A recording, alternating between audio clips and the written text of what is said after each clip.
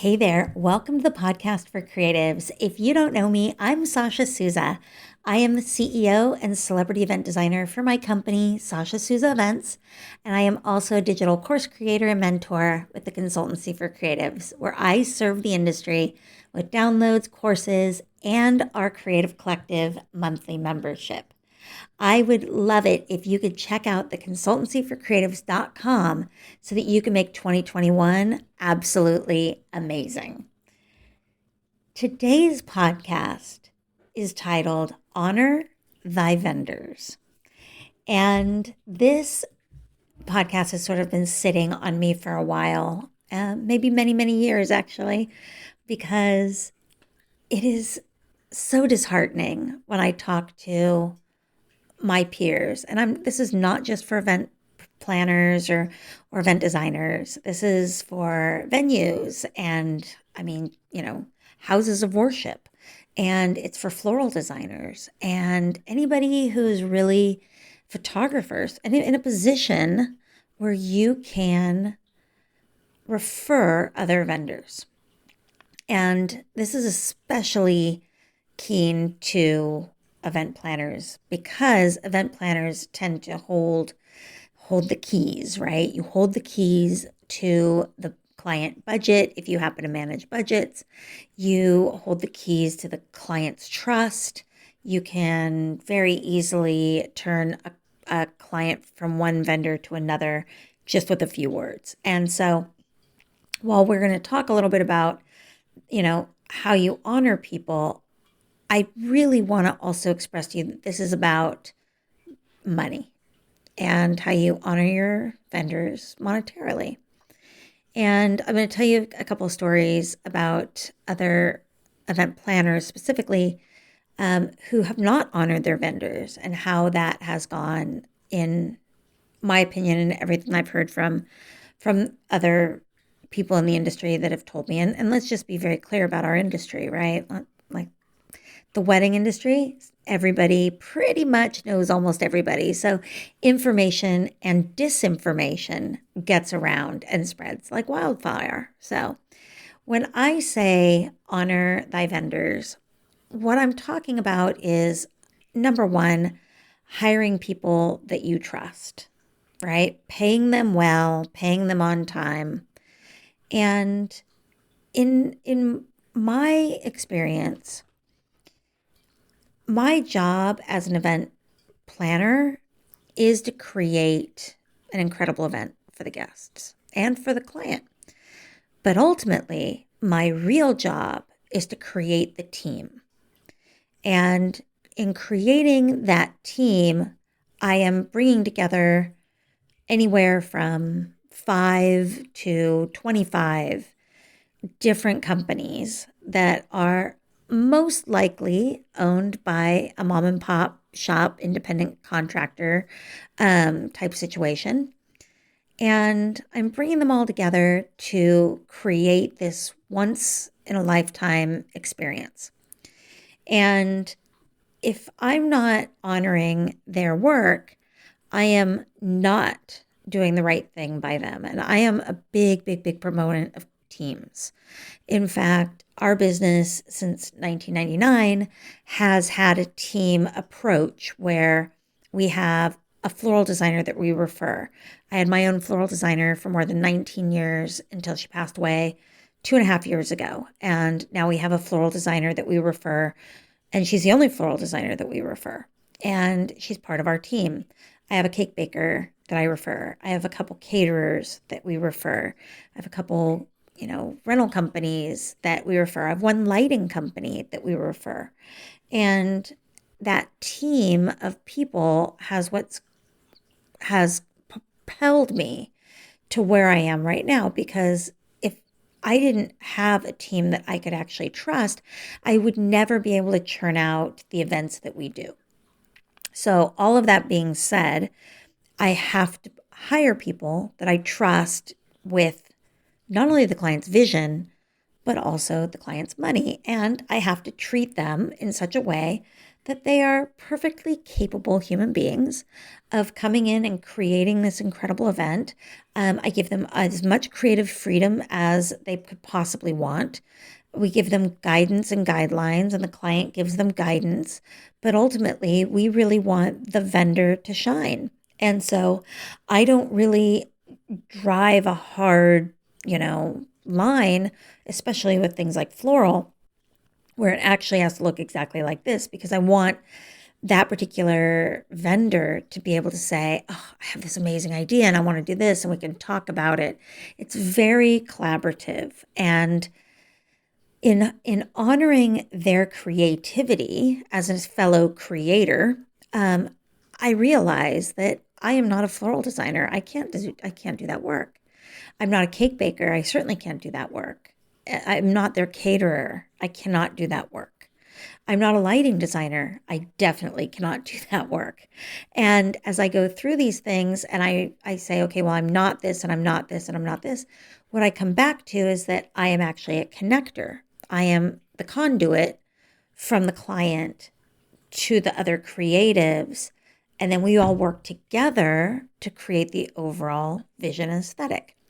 I hope that makes sense for how we've set up our particular business.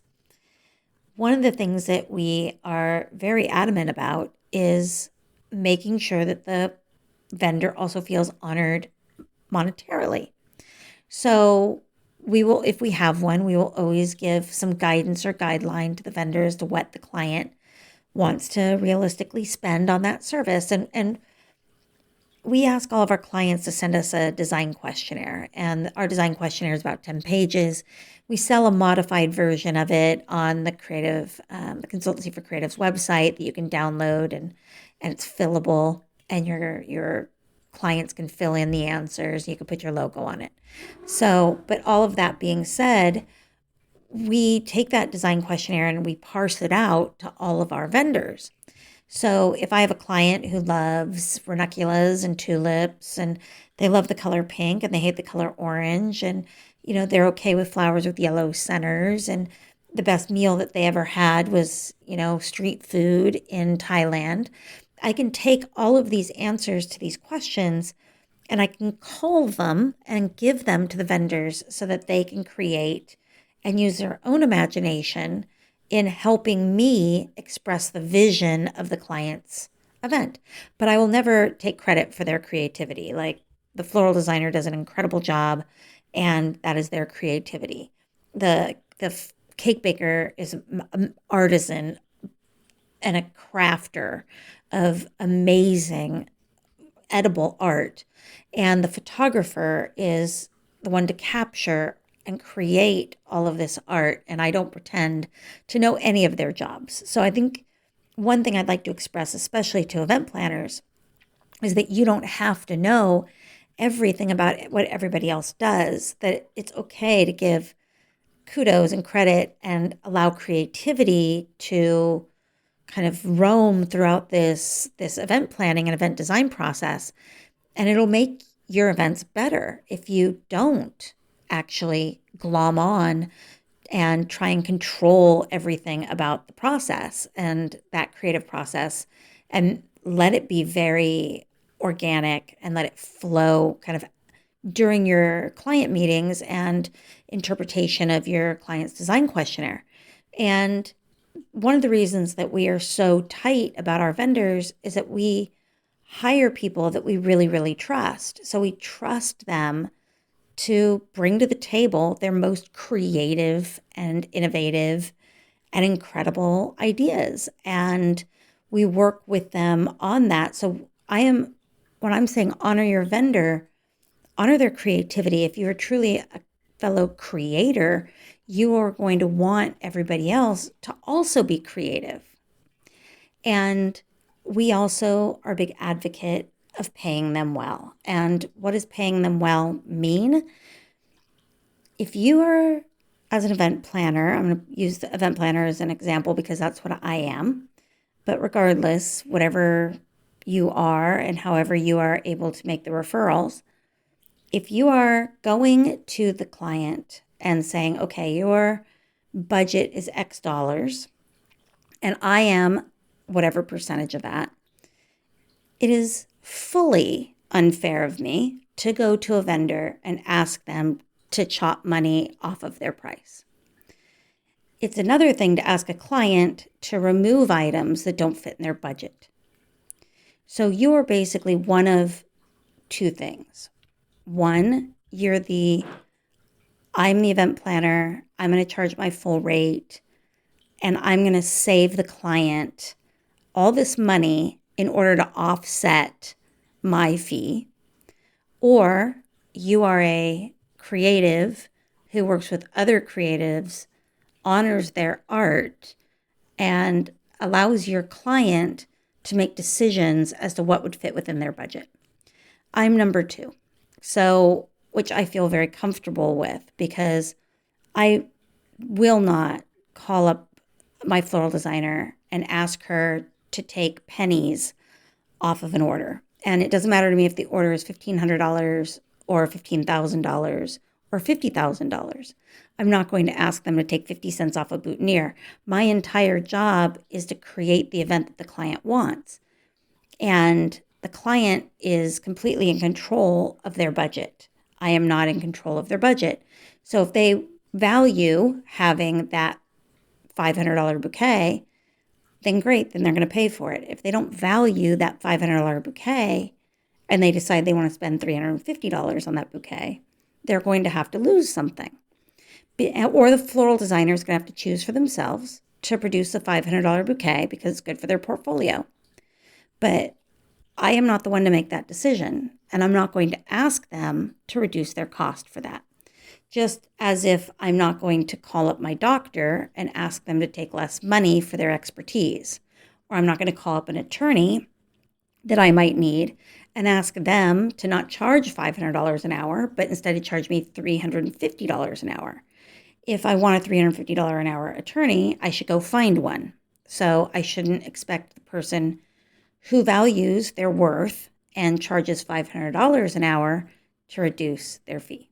So this is a conversation that happens early on in our booking with a client, where we say we will work with the vendors so that you get as close to the vision as you want, but ultimately you are responsible for your own money. So you are the one who's paying all of these vendors yourself. And I'm not the one who's going to be paying the floral designer. I'm not paying the caterer. You are paying those. And why that works is then it puts them in charge, and it takes the pressure off of me to try and, if they want to spend $5,000 on flowers, to make it $4,999, or it's $5,100 and I get in trouble. So I quit doing client budgeting quite some time ago, and it's one of the most freeing things I've ever done. Instead, now I am working towards making sure that the vendors are honored and that they are the ones who get to decide what they want to charge for the work that they're going to put out, because I'm not the one who's doing the costing on it. So that is a great lesson if you are in a position of referring people and you are saying to somebody, oh, I'm going to save you all of this money by hiring me. That puts a lot of pressure on you to get people to charge less. And that, I don't think, is our best value to a client. Our best value is saving them time, which in turn affords them an opportunity to do their day job, study for their exams, whatever it is, and wherever they are in their life at that time. So our business is solely to save them time. I don't say I'm going to take 50 cents off the boutonnière. And that leads me to the story. And my floral designer, Leah, when she was very first working with me, and we were going through a client budget for floral at that point. And it wasn't a huge budget, but it was substantial. And I kept saying to her, well, where can we remove things so that we keep most of the integrity of the event, but maybe we can change a certain flower, or maybe a different type of vessel, or maybe we make something a little bit smaller. And she said to me, I can't believe you're saying this. I'm really surprised. She said, every time I work with, and she gave me the names of 3 or 4 other people in my market, they always say to me, can't you just take 50 cents off that boutonnière? And 50 cents off a boutonnière doesn't add up to anything. I mean, if somebody wants to save money, you've got to take off thousands of dollars and hundreds of dollars, not, $10. So it never makes sense to me to shave a couple of pennies off of a centerpiece. And I asked her, I was like, are you serious? And she said, all the time. It's incredible to me that I can go ahead and make those changes. She says, and I've actually done it. I've worked for a number of other people, and I definitely do it. I'll take the 50 cents off the boutonnière, and I'll shave the $5 off the centerpiece, or $20 off the centerpiece. And when we get to the event day, inevitably, the person who's asked me to take the money off comes to me and says, why does this not look as full? Why are there more greens and more filler in the centerpiece? Why don't we have a full ball of roses? And she'll say, well, you had me take $20 off the centerpiece. And this one particular person said, well, but I didn't think you'd make it any different. And that is, in 25 years of my career, has stuck with me. This particular, planner that I'm talking about isn't in business today. And I am convinced that it's because they didn't honor the people that they worked with. And I will never ask somebody to reduce their price. If they, like I said, if they want to reduce their service, they don't want to, like a photographer doesn't want to provide the books, or the albums, great, because it saves them actual money out of their own pocket. If they're not really out anything, fantastic. If they want to cut an hour off their service time, okay. And if that day they decide they want to stay, that's on them. That is their business owner decision. So it's important that, especially when you are thinking about the people that you want to work with and moving your business maybe up to the next echelon, wherever that might be for you, is that you cease asking people to take a couple pennies off here and there, and instead invest your time and your energy in working on creating the event that the client actually wants to pay for. So super important. So I also have to say you have to pay them on time, because you will often hear of people who don't pay their vendors. Also, give your vendors time. Don't wait until the very last second.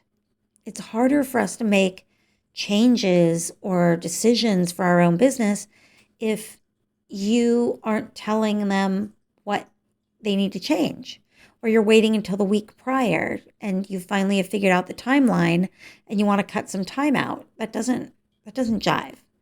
So I love the idea of having vendor teams and having a team of people that are my core group. And that core group of people, they know how I work. And it is a nearly impenetrable shield to get in to work with us. And it isn't because we don't want new people. It's that we trust so solidly the people that we do have. So I want to touch a little bit about creating that vendor team, especially from an event planner or event designer standpoint, where my core group are my floral designer, my cake baker, my lighting designer, my caterer, and my band broker. Those are the people that we work with on every single event. Those are our decisions. The client doesn't have to like the cake baker's personality. They just have to like the taste of the cake and the design. They don't have to like the floral designer's personality. They have to like the work that they put out. they don't have to fall in love with the band broker, but they do have to like their band. So there are personal decisions for a client for us, and there are business decisions for us. And the business decisions for us are that team approach.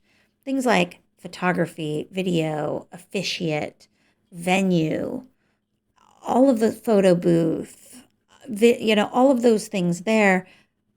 We will gladly refer as many people until the client is happy and they find who they really like. Those are a little bit less that team atmosphere. Now, all of that being said, I do refer the vendors that I prefer, photographers I prefer, videographers that I prefer, that I know are going to be able to shoot decor, be able to film decor, be able to film lighting, and that are going to provide a product at the end that we can use to then sell our events, right? So I do prefer those other people, but I can always hire my own decor photographer if I want, if the client doesn't hire the person that I refer. But it's this core group of vendors that when they show up on an event day, they all know what the other person's job is. I don't have my DJ or my band running my lighting, for example. I have a lighting designer who does that. I allow the DJ or the band to create the ambiance and the entertainment. I let the lighting designer manage the sound and the lighting and the power distribution. I let the floral designer manage all of the flowers and decor and doing all of their setup. They're not putting linens on the tables, for example, right? I let the caterer decide that they are going to, do great food and provide great service, and they aren't going to have to worry about moving the flowers from ceremony to reception, or they're not going to have to worry about moving the chairs from ceremony to reception, because they all have the job and I honor what they do. So we have very specific ways of making sure that people are able to shine. And that's more than just the client, right? Like, we want not only the client to shine, but we also want all of the vendors to shine. So, and we want them to feel proud of the event that they have created. So that is, for me, such an important lesson. And knowing that the story here is that you have the ability to create this great team that feels very natural and doesn't feel tough, and that my event days are so much smoother because I have a team. I'm not constantly trying to get people on board as to how we like to work or what our expectations are. It is the most single-handedly one of the top 3 things I've ever did in my business that made an enormous impact. And those vendors are the same, some of them, for 20 years. Now, I will say that we have had some where we've had to make adjustments or changes. That happens. People move away. People are no longer in business, whatever that story may be. But as a core, they are the same people. And here's really quick how I was able to sell the idea of a team to my clients. When I have a client who calls, potential client, and they say they really want to talk about their event, and we talk about, our floral designer and our lighting designer. I always say our. I mention them freely. I don't hide it, right? And as I'm talking to them about these vendors, I'm saying, well, if you look at the website, the work on the website is pretty much 80% our vendor team. And those are floral and decor, cake, band broker, blah, blah, blah. And I'll go through the list. I'll say, so if you like what you see on our website, you're already liking their work. So when you hire me, you have the added benefit of having this built-in team. We do not have to go out there and spend all this time at all these different meetings. I am maximizing your time.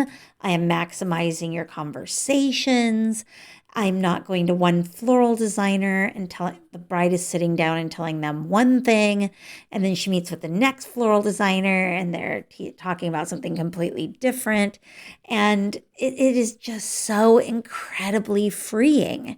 And it really keeps the entire process on track. And you have this great group of people that you can honor and that you can make sure that they are covered and they are paid well, that they are paid on time, that, they're people that you like and that you trust. I mean, this is a no-brainer. And finding the right people is easy. Because if you've spent any minute in this event industry, you have those people already in the back of your mind while I'm saying this. And as I am coaching you sort of through this, what I'm basically saying is, if there's somebody that you want to make exclusive to you, ask them if they would be open to that idea. And the way that we manage things like timing are when we book a client, we immediately call our floral designer and say, hey, we need you to hold this date. That way they know that that event is coming down the pipe. And the client has to pay her a retainer when they book their venue. If they already have their venue, I get a retainer, she gets a retainer. All booked in. It's really, really the most streamlined, easy, time conservative way of vendor referral that you could possibly ever do. And I just want to implore you to, as we go into our next year, think about the changes that you can make to your processes. Things like how you will honor the people that you work with, how you will maybe make adjustments to your sale so that you can sell the team approach, and how you can build on that so that you can create better and better and better events. Anyway, I am so happy that you are listening to the podcast.